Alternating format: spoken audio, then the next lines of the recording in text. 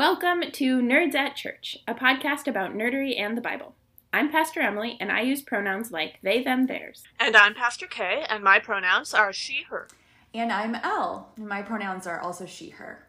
In this episode, we'll discuss the fourth Sunday of Easter, which this year falls on April 25th. For content notifications for this episode, we wanted to let you know that we discuss arrest, police brutality, and the carceral system in the deep dive. Check out the episode description for links to the Bible passages and other references we make in this episode. Our deep dive today is on abolition, justice, and faith, with our special guest, Elle Dowd. Elle is an author, community organizer, and candidate for ministry in the ELCA. She is publishing a book with Broadleaf set for release in August 2021 titled Baptized in Tear Gas, From White Moderate to Abolitionist. So, Elle, you have a book coming out. Can you tell us about it? Yeah, I would love to. Thank you. Baptized in Tear Gas, From White Moderate to Abolitionist is going to be released August 10th, which is actually the day after the anniversary of the murder of Mike Brown by white police officer Darren Wilson. The book's going to be available August 10th, but it's available for pre-order now. And all of the money that I would make from this book goes to Black activists, liberation organizations, political prisoners, bail funds, and people who have lost loved ones to state violence.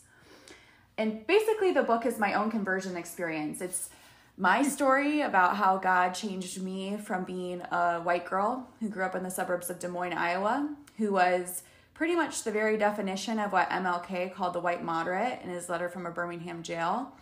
And that transformation into an Assata Shakur reading, courthouse occupying abolitionist with an arrest record, hungry for the revolution. It's part memoir and part theological reflection, part love letters to the activists and people I met there who changed me, and definitely a lot of challenge for the church.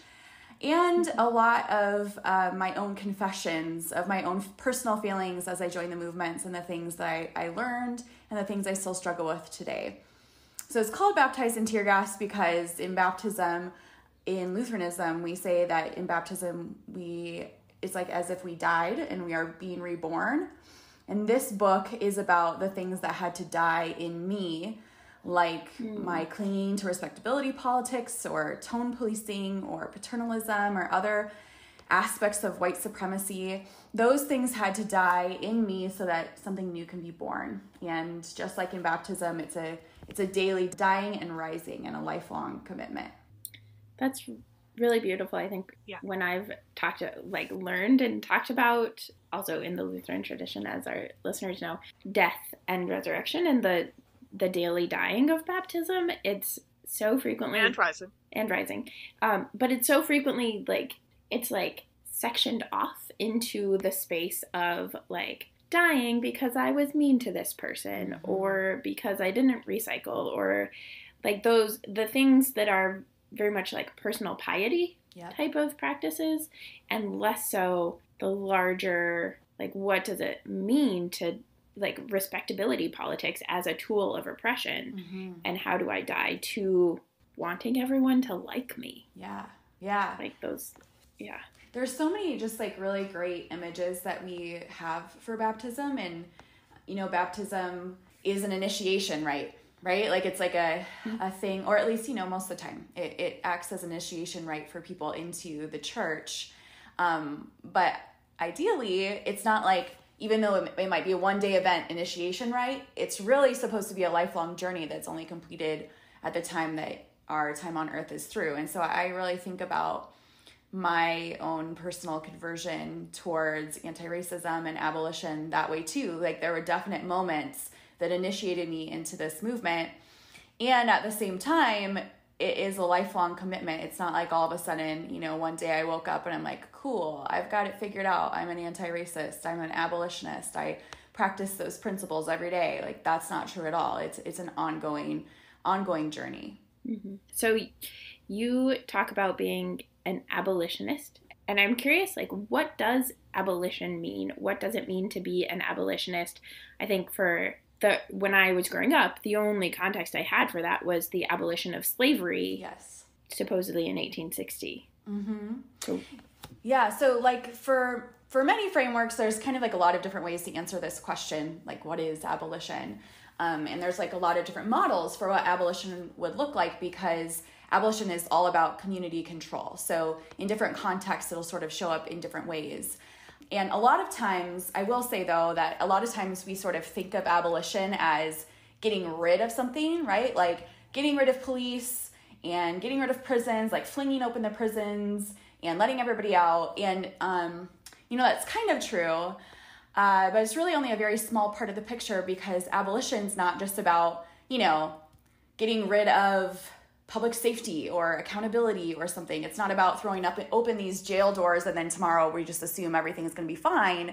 Abolition is actually about building a new world where we actually get to the root cause of issues, and we try to figure out a way for us all to have what we need to thrive and find creative and constructive ways to move forward together and find solutions when things do go wrong. So you might have heard a little bit about the movement to defund the police after the uprisings this summer in the wake of George Floyd's death. And not everyone who wants to defund the police is an abolitionist. Some people are more kind of about shrinking the police with defunding the police. But a lot of us who want to defund the police, it's kind of like with our eye on abolition, defund the police as a step towards abolition. And the idea of defunding the police is part of an abolitionist framework. It originated in an abolitionist framework, sort of defund, disarm, dismantle, disband. So with defunding the police, the idea is that we take the budget of the police, which in many places is millions or even billions of dollars. So I live in Chicago, where we spend almost half of our city budget on police, which is over $5 million per day on police alone, and more on our prisons. And the hope is that when we defund these systems, we can put money into the things that actually prevent crime, like education and mental health care and social services. And the architects of the abolition movement, this current contemporary abolition movement, are Black women. And there's like a lot of different Black women who have done a lot of really great work on abolition. But I want to lift up particularly Ruth Wilson Gilmore and Angela Davis. They've been working towards abolition for decades. So you might be aware of Dr. Angela Davis. She was in the Black Panther Party in the 70s, and now she's a professor and an author. She's an attorney. And she has a book I really highly recommend, and it's a really quick read that's called Are Prisons Obsolete? But abolition is really exciting to me because this framework can be applied in so many different ways. Because the idea of abolition is a positive strategy, right? It's about presence, not absence. It's about building something. That means that a lot of the work we do, if we do it with an abolitionist framework, can be abolitionist. So all of these issues are related. Like Audre Lorde says, we don't lead single issue lives. So for example, I'm working on a campaign right now about water affordability, and you might think, well, what does that have to do with the police or prisons? But the fact is, in Chicago, when people get their water turned off because they can't afford their water bill, if they can't get it turned back on within 24 hours, they get evicted from their house because it's considered inhabitable. Like, you can't live there, so they kick you out. Right. Which means, what do you think happens to people when they get kicked out of their homes? They lose their jobs. Sometimes they lose their kids. They end up in desperate situations. A lot of them end up incarcerated. And so that's one of the examples of how the work that we do around things like water access, right, or an environmental racism can be abolitionist. Abolitionist is anti-capitalist because it values the inherent dignity of all people and doesn't try to exploit their labor the way that prisons and policing do. It's obviously anti-racist because it notices the way that police and prisons target Black and brown and indigenous people in particular. And abolition is feminist. I think a lot of times the first question I hear about abolition is, what about people who cause harm with sexual violence? And as a survivor of sexual violence, it has been really important to me to note that the architects of the abolition movement are almost all survivors, right? Abolitionists are people who just think that these things don't happen. And for myself, speaking as a survivor, I know that in my situation, I didn't feel like I found justice, and I didn't feel that the carceral system would provide me with justice. And what abolition does is it focuses on building strong communities that actually centers the rights and needs and wants of victims and survivors instead of incorporating this punishment system that is inherently really patriarchal. So the last thing I'll say about abolition, I mean, maybe probably not, I'll probably talk a lot more about abolition, but right now is that abolition is also really relational. It is all about knowing your community, knowing your neighbors, knowing your neighborhood, relying on each other, being in right relationship with each other. So safety and justice and wholeness are the sort of things that can only be realized when we're on authentic, deep relationships with our neighbors. And so in that way, I just see so many connections, obviously, to community organizing, but even more obviously, maybe for some people listening, to ministry, which at its best is supposed to also be about being in relationship with each other, knowing each other deeply, and caring about the conditions of each other's lives and finding a way to provide for one another. Yeah. And in fact, with all of your comments about the relational nature of abolition, it really sounds like abolition meets so many of the ideals that the Midwest in particular tries to lift itself up and say that you can find that here when you can't necessarily find it elsewhere in the country. The knowing your neighbors and having good relationships with them and all that. Yeah. Another cool thing about abolition is that it's really, it's not like you go to bed one night and you wake up and it's abolition. It's a practice. It's the sort of things that we practice every day. And so something really important, I think, about advancing abolition is noticing actually the ways that we are already practicing it so that we have ways to expand on that. So for example, kind Midwest, maybe even white suburbanites or whatever who know their neighbors, love their neighbors, and who bring over, casseroles when someone dies, or who, whatever, like help watch the dog, have a key to the neighbor's house in case you get locked out. Like, maybe folks wouldn't call themselves abolitionists yet, but like those are abolitionist practices. It's all about those relationships. Mm-hmm.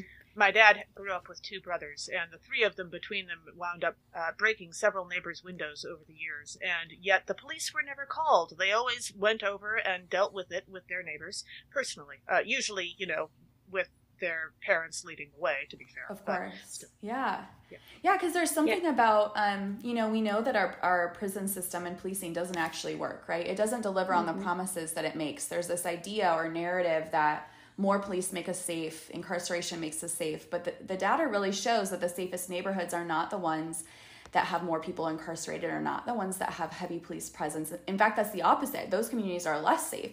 The most safe places are the places where everyone has resources and where people care for each other. Mm-hmm.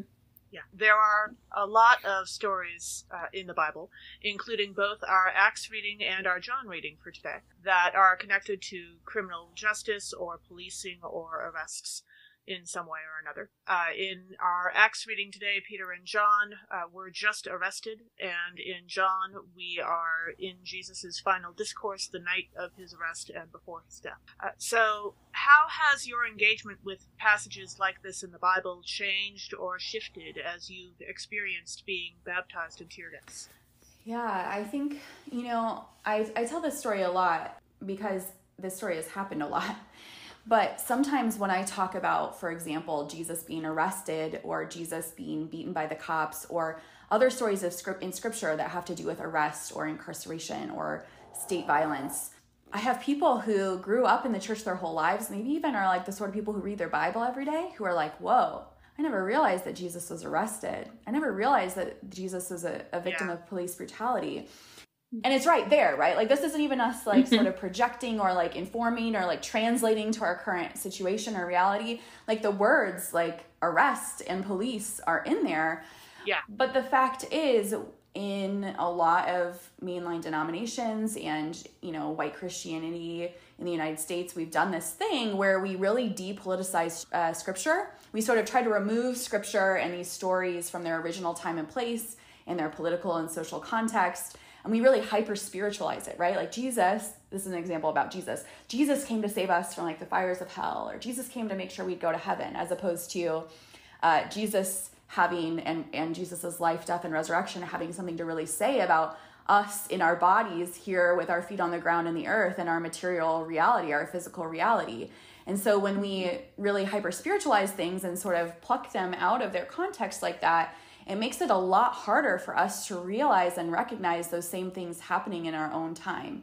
So I think that's on purpose, right? Because who benefits from that? Like, the point is for us to not look critically at, and do more power analysis, and not look critically at people who wield power, and for us to sort of just like accept the pie in the sky and sweet by and by sort of theology that tells us things will get better later or whatever, right? And to not rock the boat, and to not be rude or something.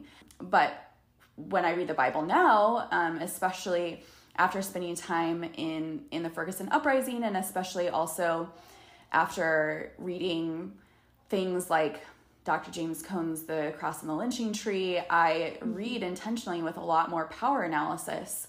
But another sort of side benefit has been that the characters seem a lot more real to me, right? I used to read these stories and I don't know, the people didn't seem real or relatable, or like people that I knew.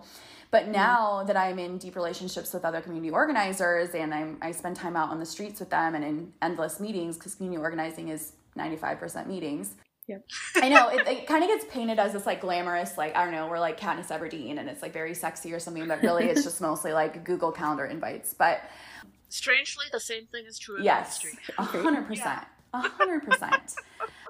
But yeah, now that I've been out in the streets with people or in meetings with people, I read these characters in scripture and I'm like, whoa, like I can imagine how this went down, like I used to read, for example, the story of the arrest of John the Baptist and be like, oh, weird, that's kind of annoying or strange, or that's too bad that happened or something. Yeah, that seems kind of random. That seems kind of, why did that happen? And now I read it like John the Baptist initiated Jesus into this movement of spiritual renewal.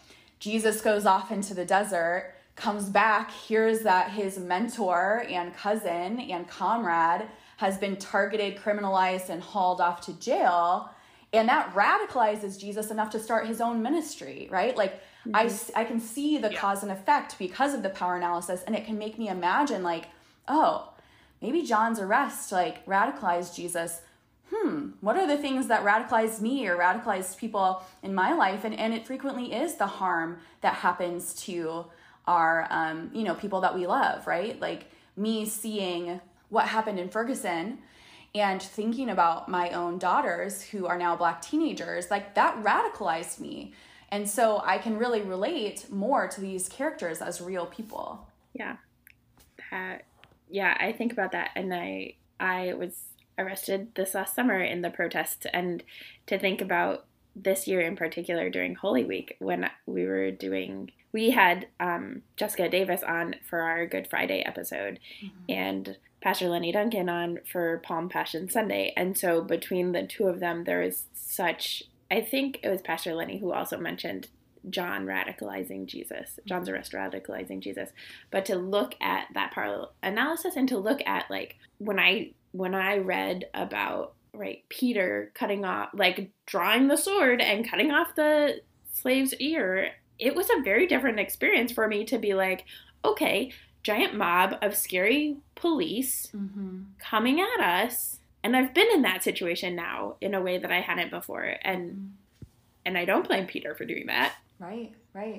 I think too, it's like scary. We, those of us who are white, or those of us who don't have sort of like personal experience with the carceral system, right? I know I was surprised after I had been arrested the first time. I was surprised how traumatic it was and how violating it was. And my arrest was nothing compared to many arrests, right? Like I am covered in so much privilege. And this was my first arrest was in the middle of the day, and it was a multiracial group of many clergy people, and the media was there, right? So like how many layers of protection? I'm like a young, nice white lady or whatever. And that arrest was traumatic. And so I was there for only a few hours in jail, right? And so I think we really, because many of us are so removed, we can really like sanitize these stories and think about, even if Jesus had only been arrested and not beaten and not executed, like that's a big frickin' deal. Like that is, it's a total loss of control of bodily autonomy. It's totally dehumanizing. So really like the layers that this adds, and of course, Black folks, Indigenous folks, other people of color who have had, or people in general who have had more experience with our carceral system, Like, this isn't news, right? Like, they know the way that their communities have been disrupted, and they've seen the harm firsthand. And so that's a way that, as white folks, and particularly white folks who don't have much, experience with the criminal justice system, justice in air quotes, like, these folks are our teachers. People who have been incarcerated, people of color are our teachers on this, and they can really help us to see things and notice things in scripture that we wouldn't see ourselves. Yeah.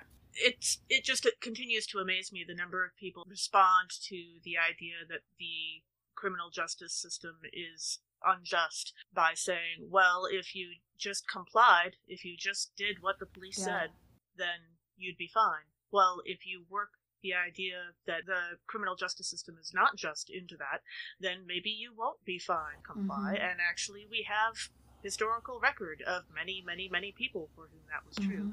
And yes, some of them did already have arrest records, and let's apply that to those arrest records as well. Yep. Yeah, I think my whole viewpoint changed when I realized it's this two-way thing that's happening, right? On the one hand, people of color and the poor, and people who are trans, or people who are disabled, or, various other people and populations and groups that are targeted by the police.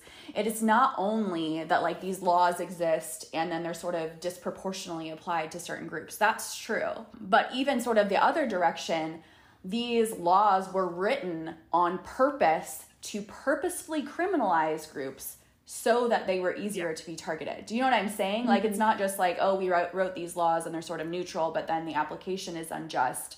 It's like, Michelle Alexander's The New Jim Crow does a really good job talking about this, about how our criminal justice system purposefully creates a criminal underclass, purposefully tries to criminalize whole groups of people by creating a whole web of a system that targets them from the beginning. Yeah, and I think that the other piece of that it has taken me a while of living in the Midwest and being around, like, white Midwesterners in a particular way to get to the third piece of it, which is you don't obey the laws. Right.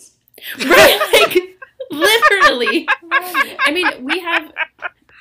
They really don't. We really don't. I mean, in the last, like, couple of months, we had a police officer with the Des Moines Police who was arrested because he was trying to interfere in, like, his girlfriend's arrest or something, like, was trying to intervene. We have police who are, like, de-escalation trainers who got in trouble for using excessive force multiple times. But it's also the, like, white suburban folks, which is me right now, who drive above the speed limit, who maybe have a drink at a bar and then drive home. And that may or may not be past the legal limit. And also, if they were a person of color, they're that much more likely to get arrested, or who have tail lights that are out. Right. Yep. Yeah. Or who pull pranks or break into the homes of their ex or their family members or whatever and expect that they'll get off because it's not a big deal. And yet, if they were a person of color, they could have gotten shot for that.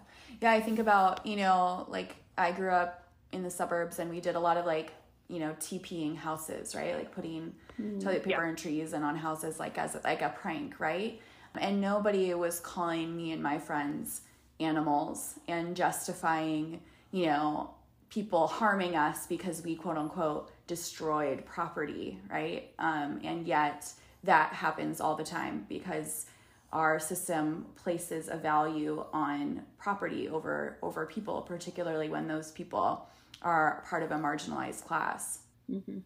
Diving into our readings, our Acts reading, our first reading for this episode is Acts chapter 4, verses 5 through 12.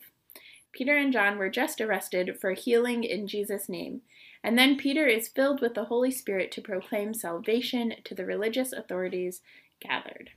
Yeah, I love Acts. Acts is a wild ride. I feel like growing up, I didn't pay enough attention to Acts. And it's probably because of this depoliticization that I experienced in my church of origin, growing up, my home church. But, like, this story is so wild because it's like, not that long ago that Peter and John and other people literally witnessed their friend and their teacher and their leader and their comrade being killed in, like, a horribly violent way, right?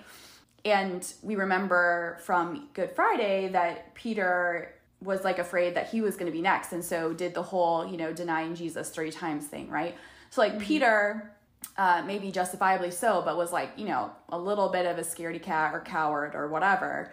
And then we get this totally different Peter in Acts who's like marching right back up to Jerusalem, right back up to that same, city where all of this happened, where the same people who targeted his, Jesus's movement that Peter is a part of, the same people who like criminalized their leader and arrested and brutalized him and murdered him. Like Peter walks like right back up to them and then totally to the seat of power where, it's like the same characters are in play, right? It's Caiaphas again and Annas and like he just goes right in there preaching and teaching, and obviously it causes a commotion.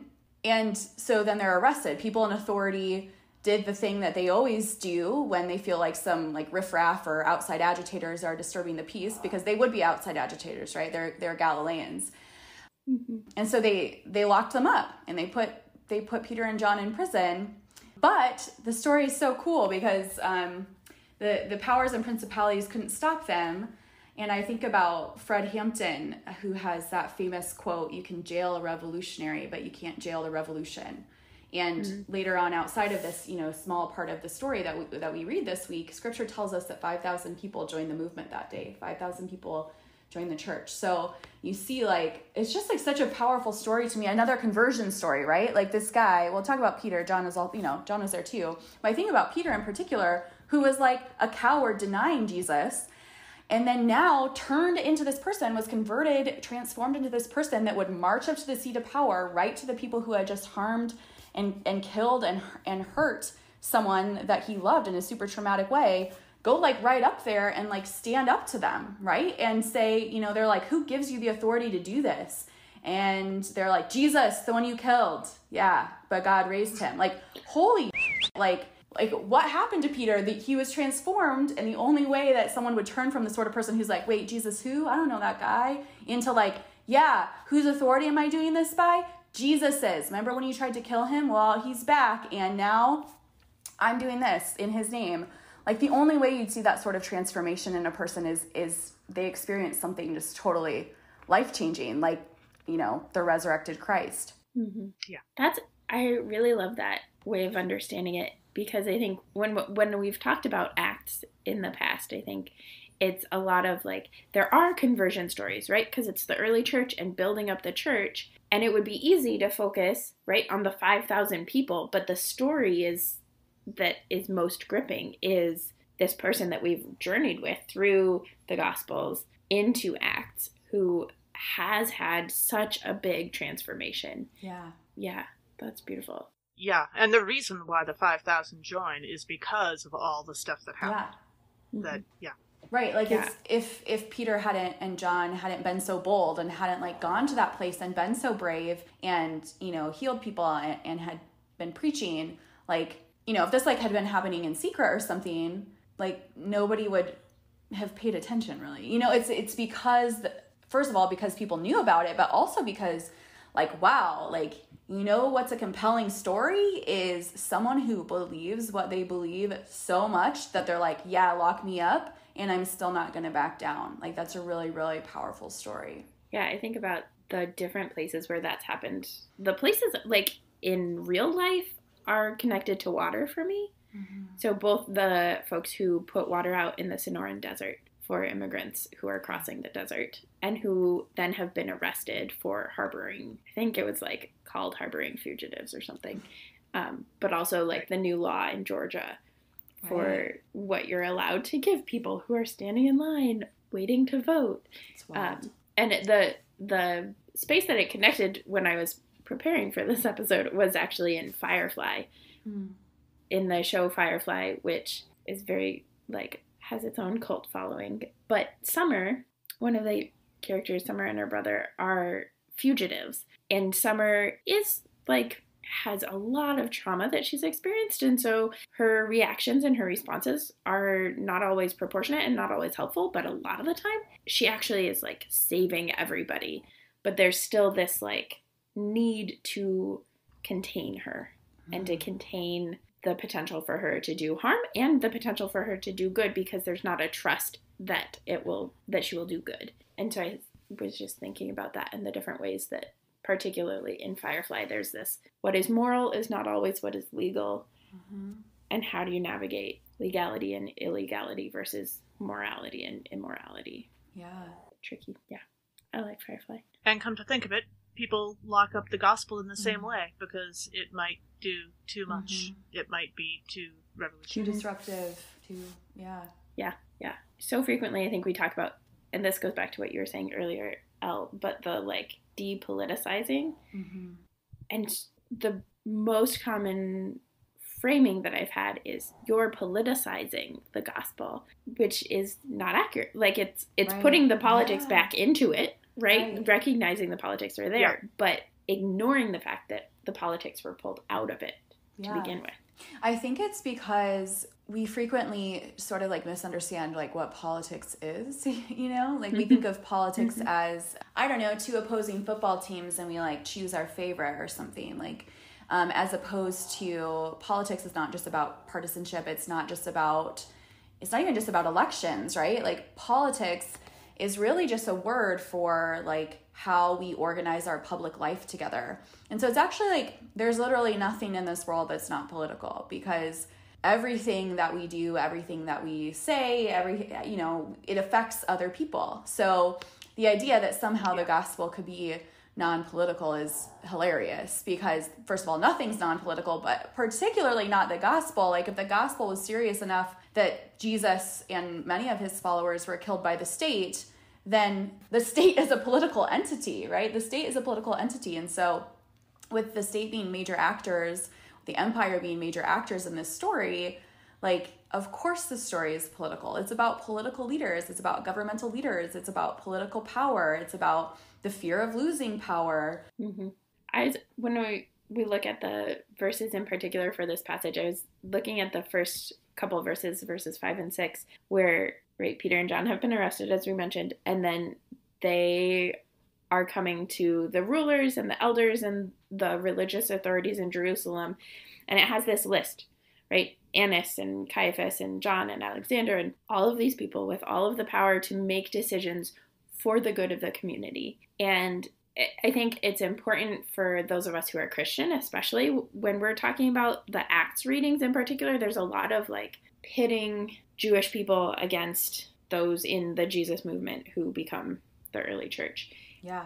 And the reality, like there is a hard spot that they're in, right? Of living under oppressed, in a situation of oppression where there's a foreign government that is oppressing them, and they're trying their best to protect their people, the people in their care. And they are choosing the complicity with the powers in order to protect people. That's the route they're choosing, and not everybody chooses that route. And clearly Peter and John are not choosing the same route.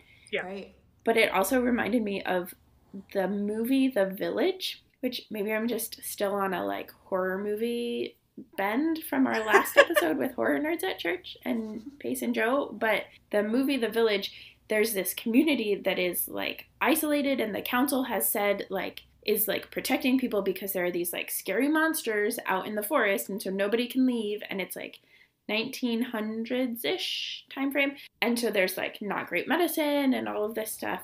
And the reality, like spoilers for anybody who might want to go see The Village, is that they're protecting people from modernization. And so when somebody's really sick and they need to get out there to get medicine that will actually like save this person, there's so much that gets built up around like killing and harming and scaring people into staying in this village where it is safe, because they're so afraid of the technology and the medicine that is advanced. And there's like good reason to be afraid of that. Like, I am a Luddite in so many ways, but also it's inevitable, and there is good that comes from it. And if we're just going to disengage completely, then we lose out on the ways that we can impact it positively, the ways that we can say, no, let's challenge the way that this is working. Let's challenge this system. But if we're just like completely disconnecting or completely complicit, both ways. I had forgotten that movie existed, but it's a really good reminder, like this point that you're making, Emily, is a really good reminder to me that I think sometimes when we talk about, people who uphold oppressive systems, it's really easy to be like, these are bad actors. These are people who are like almost like these caricatures of like boogeymen, right? Like these are like evil people who are trying to hurt other people.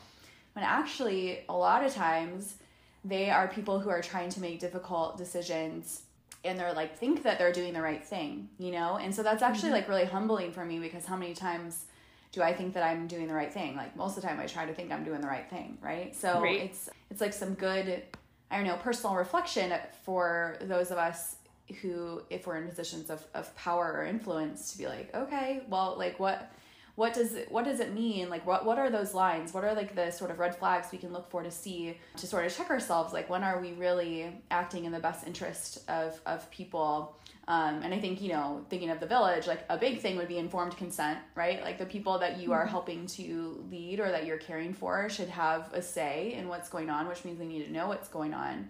But I also think there's something to be said too about how in these Acts stories, when we talk about how, you know, Caiaphas and Annas and these religious leaders are perhaps making choices to prop up the Roman Empire because they think that that's like the way to protect people.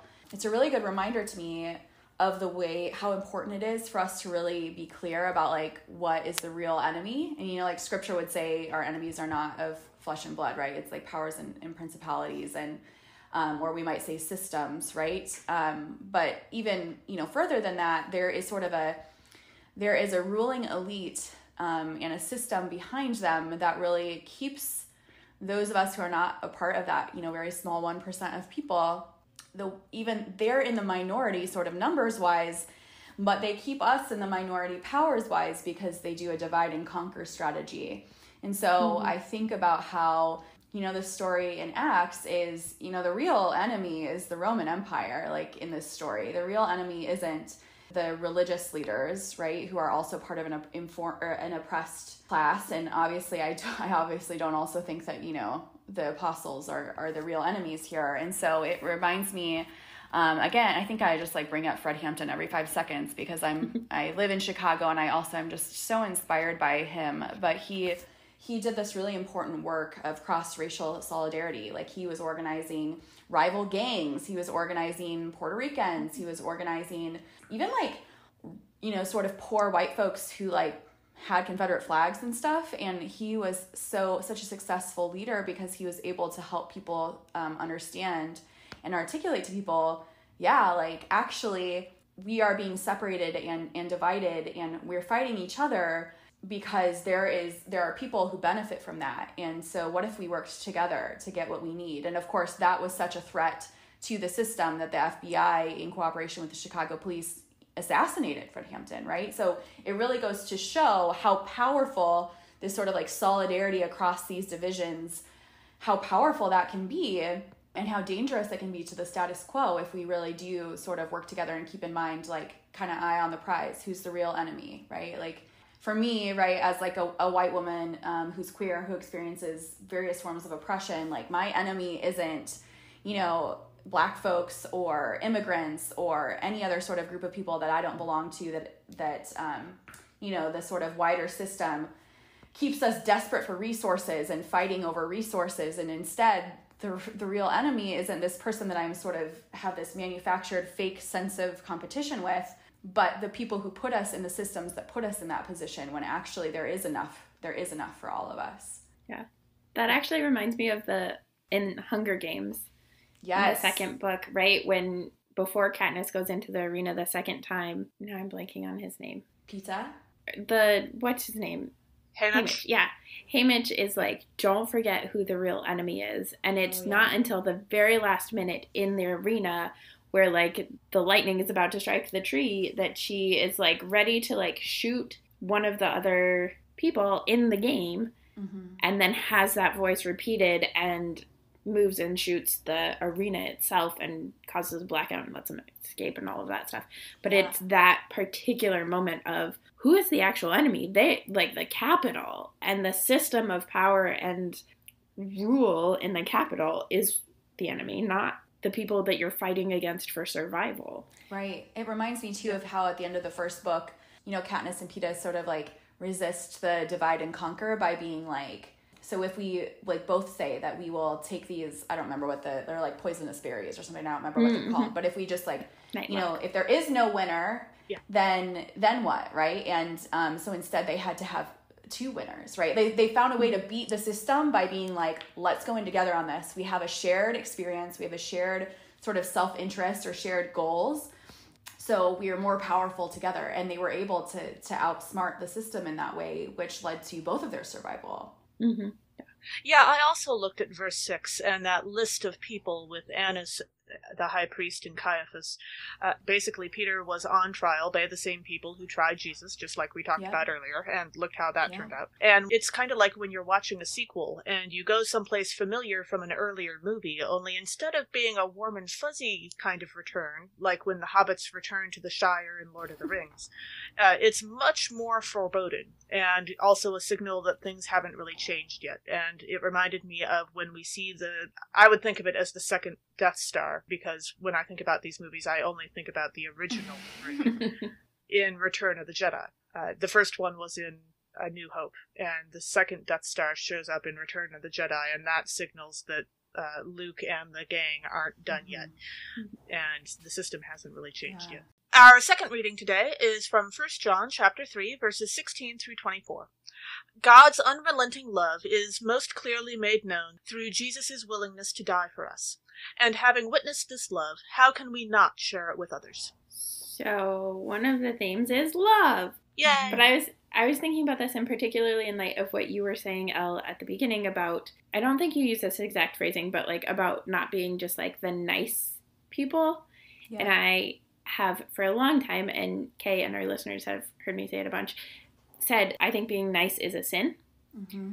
I think being kind is not necessarily a sin, but being nice in the sense of socialized to put other people's needs over and above your own all the time, or to not engage in conflict, to not speak up when something's wrong. And so when I was in seminary, one of my seminary classmates gave me the book Caring to Confront. Mm-hmm. And it's like the idea behind it is that it is in fact that we confront, that we do something because of our love, not in spite of it. Yes. And so I've been driving a bunch, and so I've been listening to Divergent on audiobook, and just got to the part where Triss is talking about the Dauntless Manifesto and just got introduced to some parts of it. And the idea in the original Dauntless Manifesto is this great sense of like part of being dauntless and being brave is about teamwork and lifting up and supporting each other. Yeah. And it's become this more corrupt thing of every person for themselves and like dangerous and trying to undermine each other. And part of what she says is she stays in Dauntless and she still wants to be part of Dauntless because she believes in what it can be. Yeah. Right? Because she loves it, she is willing to stay and challenge the things that are unjust and the things that are harming people. Yeah. I think so this is related to that. Even choosing to like remove yourself from things can have a similar effect, right? It's like the confrontation is the caring part. I think about, this is a story from my own life actually, but there was a loved one of mine who had mistreated me for years, right? Like in a like very serious way. And I had this realization one day that like if something happened to this like loved one and they like died or something someday, like we're all going to die someday, something happened to this loved one, I would have all this resentment and bitterness in my heart because I had never confronted this issue and put up a boundary. And so I made a really hard decision to stop contact with this loved one for a pretty long period of time. And then other loved ones in our circle supported me in doing that, and then also supported holding that person accountable, right? They're like, hey, we will stay in relationship with you. Like Elle needs space for her own health and healing, but we'll stay in relationship with you if you will commit to your health and healing, if you'll get some therapy, for goodness sakes, you know? Mm-hmm. If you will do those things, we'll be here to encourage you and support you and hold you accountable. And if you don't, we actually don't think we can be in relationship with you either. So that was really powerful. It was really powerful for me to realize that even though it was not at all nice for me to tell this person like, hey, you can't abuse me, that it was actually very kind and compassionate, because instead of hating this person this space and the support from our community gave us the chance at a future with hopefully a real relationship, right?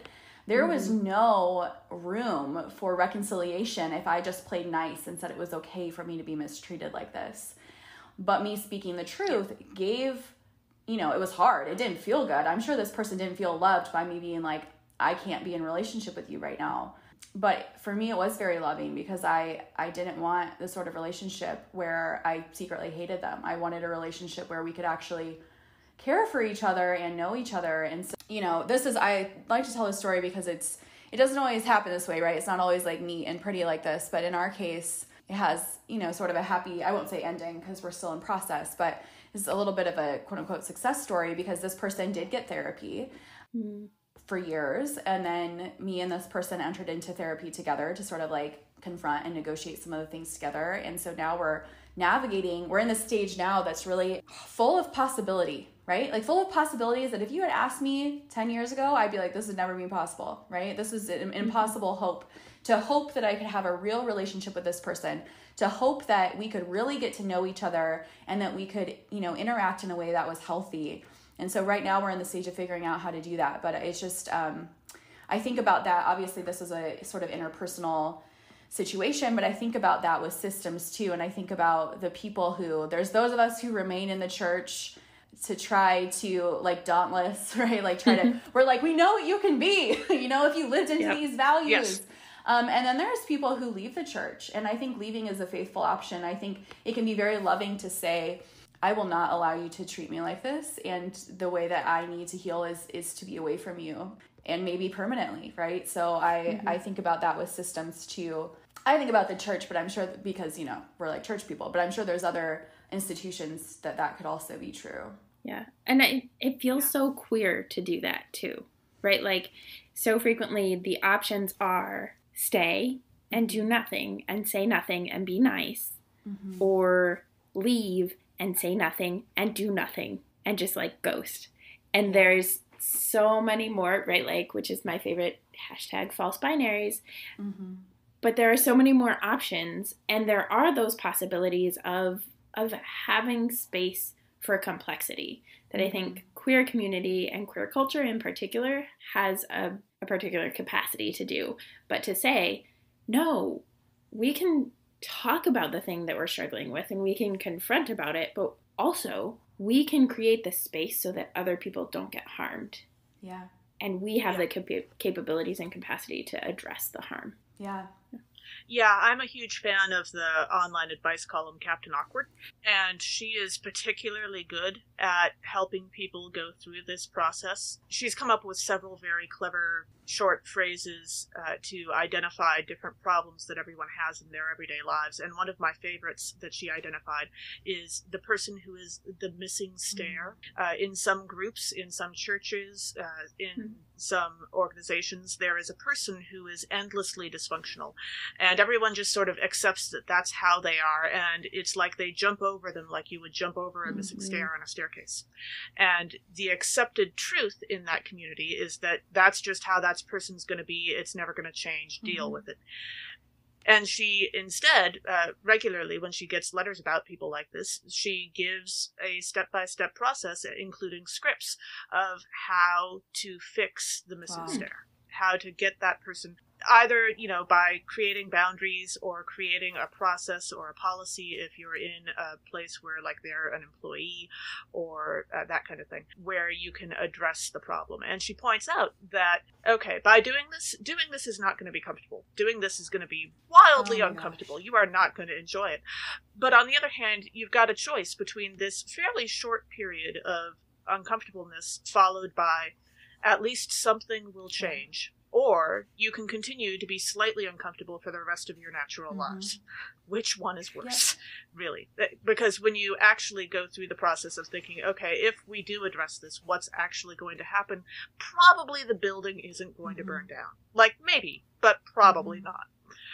probably you're not actually going to die. So I love the way that she does that, because it is super. Yeah, I think too about, sort of connecting it back to Baptized in Tear Gas and, my own sort of like conversion or transformation story. I think about now, looking back, how endlessly grateful I am for the people, for Black folks in my life who were like, yeah, this attitude that you have is really harmful. Like, it hurts me, because if folks hadn't confronted me, then I would have continued on. And obviously nobody owes me education. Black folks don't owe white folks anything, which is why it would be like totally like if those people had just been like bye and ghosted. And there have been people in my life that I've hurt who have done that. And I'm like, yeah, now looking back, I'm like, I get it. But even then, right, I'm like grateful for the lesson, because I have gained so much from this sort of transformative journey that I'm on, that like, yeah, it was like it feels terrible to be confronted, to be like on the side of someone being like, oh, you harmed me and this is like really messed up. Like, that feels terrible. But in the long term, it's actually very liberating, right? It's like an opportunity for growth. Yeah. Yeah. I was thinking when you were talking about the queerness of this, right? Like the way that we're in relationship with each other and talking about, caring to confront as like kind of queer. I was thinking about how you all have probably talked about this here before, but, like in cis het sort of dominant narrative scripts, there's like these roles that people fall into, and you kind of go through these motions, and it's just like you're on a conveyor belt for your life, and you don't have as much opportunity to sort of like examine or reflect or like actually make choices. But so I think about how that plays out in relationships, right? Like in cishet relationships, it's like, oh, there's these gender roles and you do these things. But when I've been in relationships, all my relationships are queer, right? Because I'm queer. But when I've been in relationships with other women, there's been this really cool thing that happens, which is the negotiation, right? There is no, there might be a little bit of some script, but there is no script, right? It's like the whole thing's just blown wide open. So then we can actually think and reflect about like, how do we want to be in this relationship together? Like what roles do we want to play, or like what things are important to us? And I think, that's the sort of confronting people in general, or confronting systems, has that opportunity too, to sort of like blow open the script and be like, I know I'm supposed to just play nice and like be okay with this hurt that's happening, but I instead am going to confront. And then we have an opportunity to, instead of this script with my loved one where this person harms me, I am so uncomfortable, I throw up every time before I see them, I text my other loved ones in that community and vent, and I'm stressed and I don't sleep at night, right? That's the script that I had been doing, right? And the script was, L, make yourself small, don't rock the boat. But when I refused to continue sort of on that conveyor belt and be like, no, I'm not doing this anymore, it really, now we're in this space, right, where we blew up the script, and we're in this space, right, where it's like, okay, now it's the renegotiation period after a period of healing, and a renegotiation period where you can say, okay, what do we want this to be like for us? Yeah, that actually reminds me of relationship anarchy.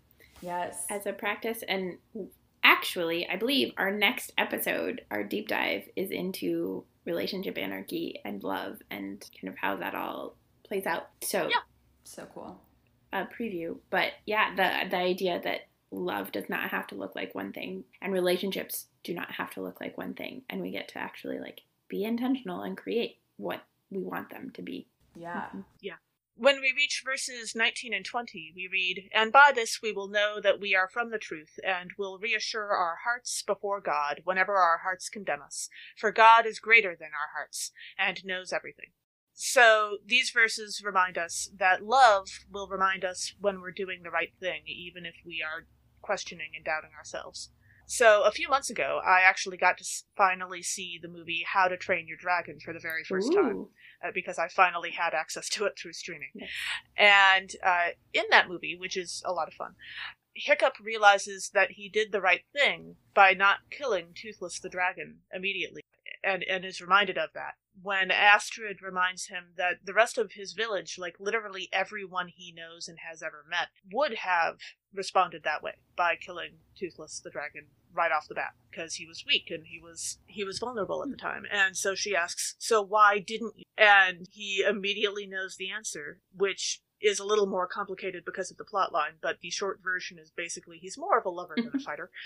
And and it's a lovely moment where he is reminded that he's doing the right thing because the reason why he did it is love, ultimately. And I wish that we spent more time on these verses because I think we need to be reminded that when we question ourselves, are we doing the right thing? That the Bible literally tells us that we will know that we are doing the right thing when we are acting from love. And that when people tell us that we are, desecrating the Bible and ruining the church and destroying the future of Christianity because of the things that we are doing, and that we can be reminded that we are acting from love. We are acting in the interest of loving others. And that is how God has said that we will know that we are doing the right thing. Yeah, I think about Alexia Salvatierra, who's a Lutheran pastor. She has a book called Faith-Rooted Organizing. And one of the things she talks about is like why and how they do direct actions in particular is the idea that there is no one beyond the scope of God's love. And if that is true, instead of like the language that a lot of community organizing uses of targets, it is how do we invite this person into a new way of being? How do we invite them to a conversion of their heart? How do we make clear the actual dilemma and where love is in this situation? And I really like that. But. Yeah, which is also like a very like abolitionist framework, right? A very like the whole transformative restorative justice stuff where it's like how can we create pathways back to each other? How can we always make sure that there's the space for people to come back from being, the worst thing that they ever did? How can we create these containers for our own evolution as humans and as communities? Yeah. Our gospel reading for this episode is John chapter 10, verses 11 through 18. Jesus identifies himself as the good shepherd with love for his sheep and the power to willingly lay down his life. I really love this reading. Well, there's a lot of reasons to love this reading. My grandma, June, who of blessed memory, who was a very faithful United Methodist, she was like a really amazing woman. She, was just super smart, and she actually graduated pharmacy school, one of the few women to go to pharmacy school at that time. And she graduated pharmacy school so young that she was legally too young to take the boards. So as she's waiting to take her pharmacy boards, just like casually goes to seminary for a little bit. So anyway, and she did like, she was a faithful United Methodist, and she did some faith-based community organizing and sort of like early anti-racism, like integration work. Anyway, she's really cool. She's a really cool woman. I miss her a lot. But anyway, this is one of her favorite verses. And I remember this story that her pastor told me about her and these verses once, and I just think about it all the time. There was like a little, like little old ladies United Methodist like Bible study happening, and one of the little old ladies was like, people who don't believe in Jesus go to hell because I am the way, the truth, and the life. Nobody comes to the Father except through me, blah, blah, blah, really plucking that out of context. But, that's a lot of people interpret that way. And my grandma brought up this passage, like as an argument against that. She said, Jesus also said, I have other sheep that do not belong to this fold. Yes. And I just like love talking about like, caring to confront. I love like thinking of my like grandma in this like little small church, United Methodist church, being like bringing up this verse. And so it's just like special to me because of that. I love that one too. That's one of my favorite responses when people talk about I am the way, the truth, and the life, or like those sorts of things, is to say, yeah, and Jesus has other sheep. And so I like pulled that verse out too, because I always like to talk about it. And it helps us, right? It helps us as Christians to be able to have interfaith conversations. Yeah. And be in relationship with other people. And it can get problematic in like how we impose our understandings of God on other faiths, but from pushing us and motivating us to think about other people and to think about the reality that God would actually engage, and the divine and the source of all life would engage with everyone in different ways. I think it's really helpful. And the thing that it reminded me of when I was reading it this time was in Battlestar Galactica, that they spend all of this time. This is spoilers particularly for Kay, because I know she hasn't watched the whole thing, and I have now passed her. I actually have spoiled myself for the series. Perfect. So don't worry about it. But the idea is that the Cylons were actually the 13th colony, the 13th tribe, and so they are, in fact, other sheep in another pasture. They are, in fact, another tribe of the 12 original colonies. And then that, like, throws the whole, like, human-Cylon relationship into a whole nother confusing thing. Yes. In verse 11, we read Jesus say, I am the good shepherd lays down his life for the sheep. And I don't know that the first time that I read this I made this connection, but I definitely made it this time around. The image that immediately popped into my mind was Aragorn at Helm's Deep, surrounded by all these people who he didn't really know, but when Legolas says in Elvish, so that the people surrounding them won't understand, that they should go because they have stuff to do and these people are about to pretty much all die, Aragorn shouts back at him in the human language that all those other people will understand, then I will die as one of them. A little bit awkward for everybody listening in. Yeah, I cannot imagine the embarrassment of being Legolas in that moment. Holy cow. How did he get through the next half hour? Because that has got to be completely miserable. But also, it's this lovely moment of Aragorn deciding, I recognize that we have stuff to do, and I theoretically am a king of a different country, and there's all this other stuff going on, and yes, that's all important, but also I'm still willing to lay down my life for these people, because this is where we are now, and the it's a solidarity moment. It makes me think too about later on in this passage where verse 18, where it's like Jesus says, no one takes it from me, I lay it down on my own accord. I have the power to lay it down and the power to take it up again. And it reminds me kind of a thing we were talking about earlier about the sort of like informed consent or choice consent sort of thing, right? Like, it is one thing for people like a king, right, to be like, I am choosing to put myself in danger or whatever, and that's like a really different thing than the people who don't have a choice, right, who like get sort of, I don't know, who don't have a choice because the systems are making the choice, right? And I think I feel like that's something really important to name, because again, with this depoliticization of scripture that we experience, a lot of times we look at stories of Jesus or just, some other stories with no power analysis, and we sort of then apply these to things that oppressed people, quote unquote, should do, Whereas Jesus in this situation is saying, okay, but I actually have some God privilege here. I actually could stop all this.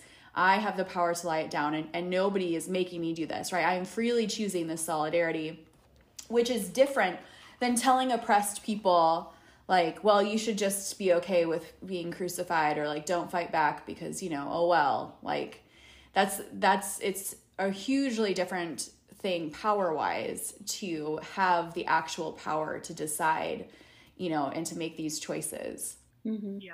To go back to Helm's Deep for a moment, there's another scene shortly after that bit where they are arming not only the people who are going to be on the wall and in the battle, but they also very briefly take a moment to arm some of those who are the non-combatants, the pregnant women, the children, the elderly, anyone who is more able, basically, receive some kind of weapon. Not because they will be in the battle, but because, if necessary, they will be the last line of defense. And when Aragorn says that he's willing to enter the battle, that is a crowning moment of awesome, you might say, because he's choosing it. It's a moment of courage, a moment of solidarity.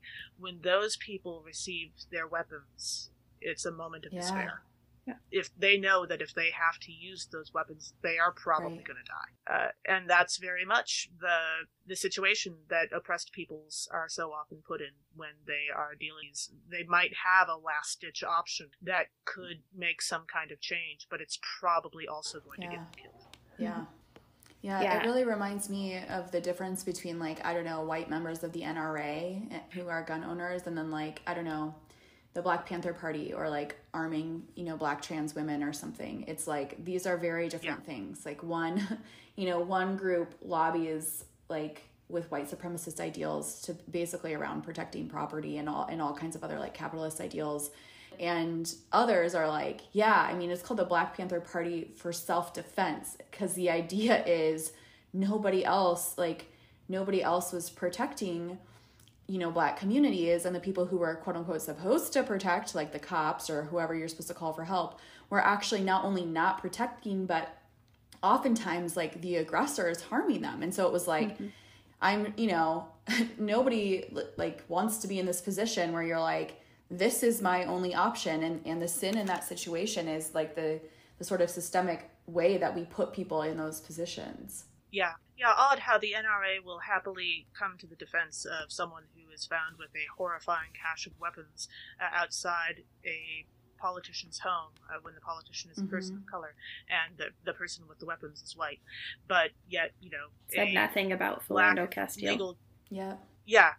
A black legal gun owner gets killed for, you know, owning a perfectly legal weapon, and they didn't notice. Yeah.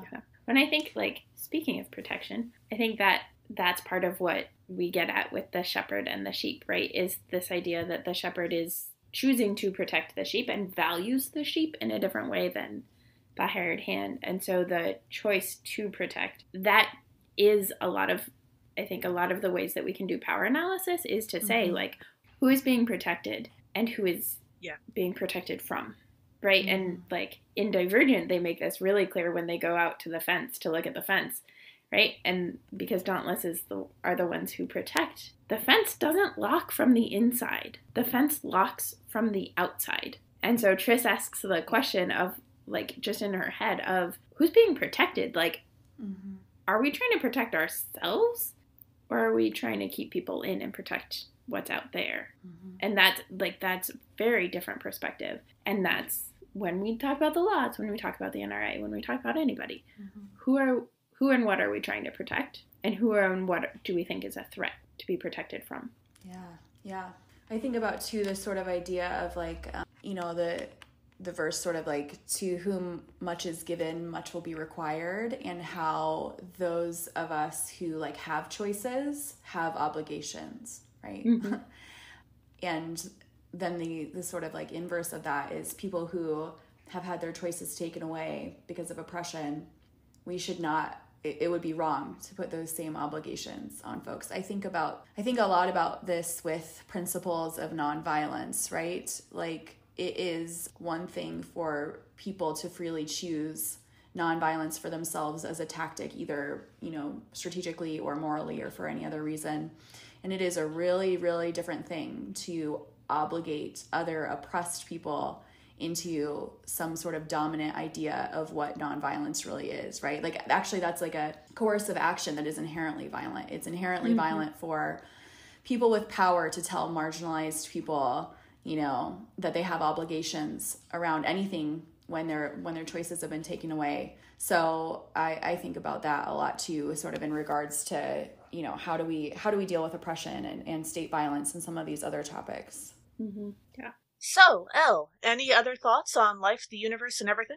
One thing I am really noticing throughout a lot of these readings is how the sort of people who are on a mission, right, part of a movement, are really, really clear about their objectives, their like stake in it, the direction they want to go. And I think about that especially, you know, when I'm thinking about Jesus in this last reading or you know, Peter in Acts, and sort of the escalation that happens in the narrative. Again, when we sort of hyper-spiritualize the stories, it just seems like, wow, this story happened, then this story happened, then this story happened. We can really miss the escalation of, like, things, you know, the heat is on. Like, things are getting more and more dangerous. Things are getting more and more tense. And one thing I really notice is sort of as the narrative goes on, this tension is building.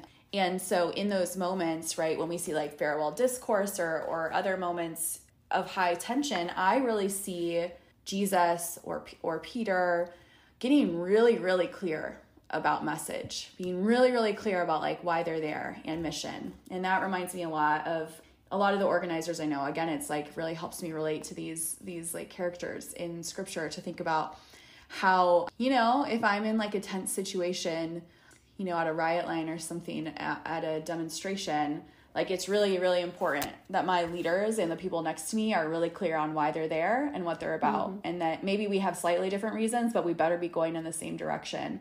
And I think that's like an important thing to keep in mind too, ministry wise or preaching wise, like people who are listening to this sort of like forming their sermons of like, okay, so things, you know, in life, in society, in whatever, things are escalating. Summer's coming. Things are going to continue to escalate around race. I have this really horrible story about when we were in Ferguson during the uprising, and some of the young activists were asking some of the older, more seasoned activists, like, how do we keep our movement going?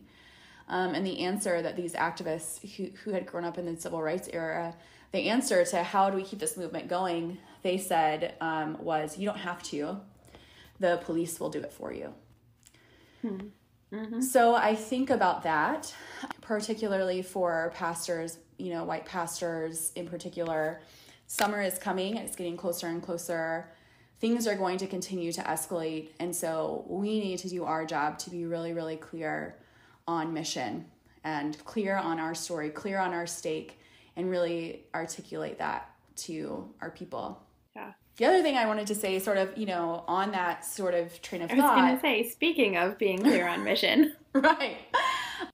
So I think I mentioned earlier that all of the money that I would make from Baptized in Tear Gas is being redistributed to activists and liberation organizations and political prisoners and bail funds and that kind of stuff. And so, you know, the book's not out yet. So what I have is my advance. And so I've redistributed the advance. And I wanted to plug a couple, you know, a few of the places where I have redistributed that advance. And in the future, hopefully one day, you know, knock on wood, when the book makes money, then I'll be able to redistribute to more places like that, more bail funds, more activists, more organizations. But I wanted to let you in on some of the places that I did redistribute these funds to. And one of them is SOUL, Southsiders Organized for Unity and Liberation, which is the org that I'm on the board for and kind of my activism home here in Chicago. I also donated to Action St. Louis, which is led by one of the activists that I met in the Ferguson uprising, Kayla Reed, and is part of the Coalition, the Movement for Black Lives. And then both the first advance that I got, so you kind of get like an advance when you sign a contract, and then you get an advance when you actually, you know, write a book, like finish the book and turn it in. And the first advance I got actually went to Mike Brown's mother's organization, the Michael O.D. Brown We Love Our Sons and Daughters Foundation, and Michael Brown's father's organization, Chosen for Change. And I also set up a reoccurring payment for Kid Ferguson, Josh, who is a political prisoner because of the Ferguson uprising, and also sent some money to the bond fund. So the rest of the money has been given directly to activists, and particularly activists whose either stories are shared with permission in the book or who have made like a particular impact on my life. But I wanted to let you all know about those organizations, especially in case you are looking for a way that you want to plug in and get involved. And these are really great places to do that. Yep, we will link to those organizations in our episode description, as well as a link to Elle and where you can buy Elle's book, so that if you want to support them directly, you can, and if you want to support through purchasing Elle's book and support that work, you can also do that. Awesome. Thanks for joining us, Elle, and thanks for joining us, listeners. Catch us next time when we'll discuss nerdery connections to the scripture readings for the 5th Sunday of Easter. This podcast has been produced by us, Emily Ewing and Kay Roloff. For more fun, check us out on Twitter and Facebook at NERDSATCHURCH, Nerds at Church, or contact us at nerdsatchurch@gmail.com. Also, if you like what you've heard, rate us or leave us a review on Apple Podcasts, Facebook, or wherever you catch your podcasts. If you want access to our full guest episodes and interviews, support us on Patreon at patreon.com/nerdsatchurch. We hope Patreon can help us get our episodes transcribed for those who need or prefer that, though if you want to help us with transcripts, let us know via email or social media. As the ancient Christians said, Pax Vobiscum.